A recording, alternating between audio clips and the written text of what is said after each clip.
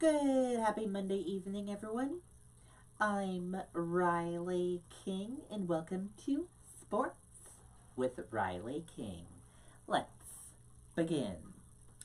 Affidavit Kraft paid for sex in spa hours before AFC Championship game. Let's take a listen to this video.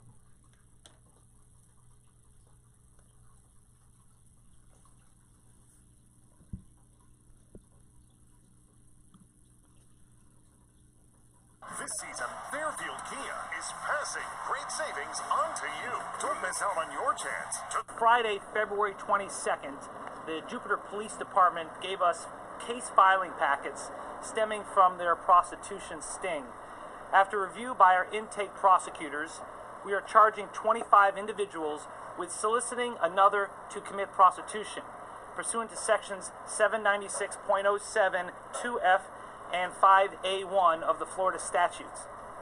This charge is a first-degree misdemeanor, punishable by up to 1 year in jail, a mandatory $5,000 fine, 100 hours of community service, and a class on the dangers of prostitution and human trafficking.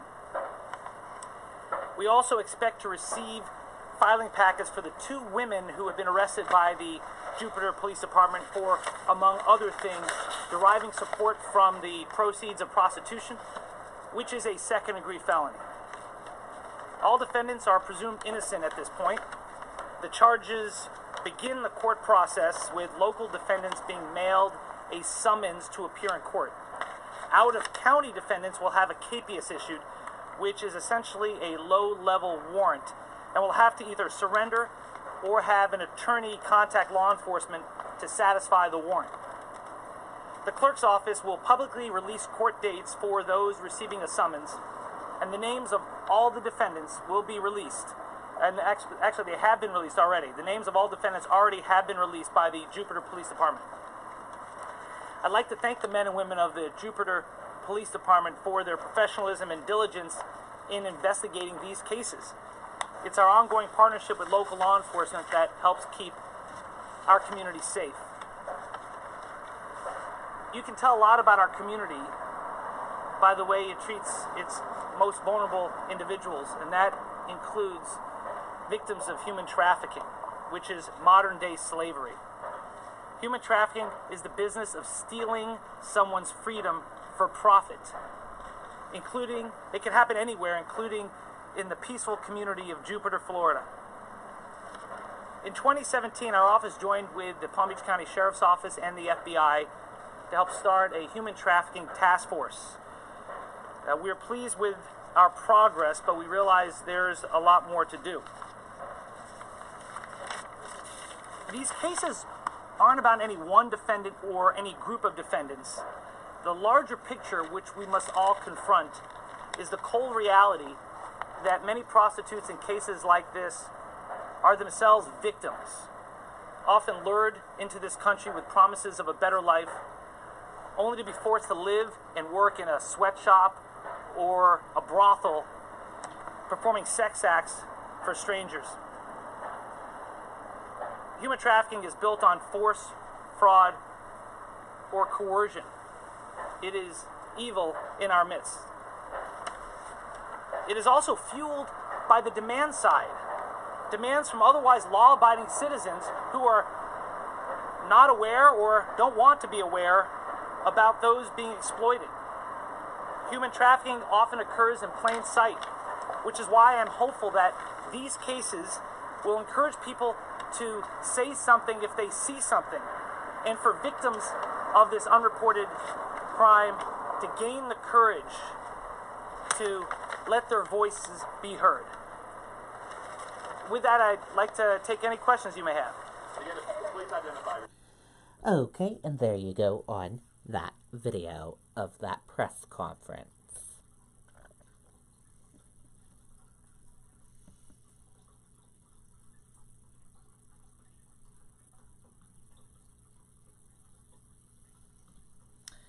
Bruins traded for veteran who may not get along with Brad Marchand.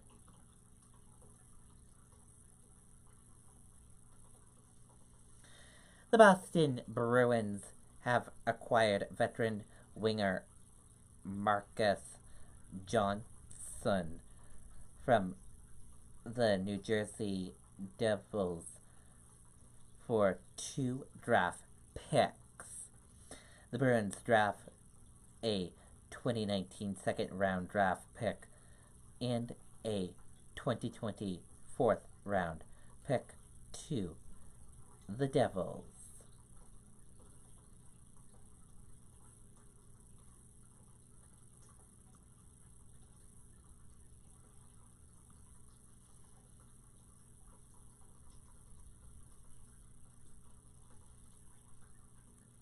Where Le'Veon Bell fits, we put together potential contract offers. Let's take a listen to this video from ESPN.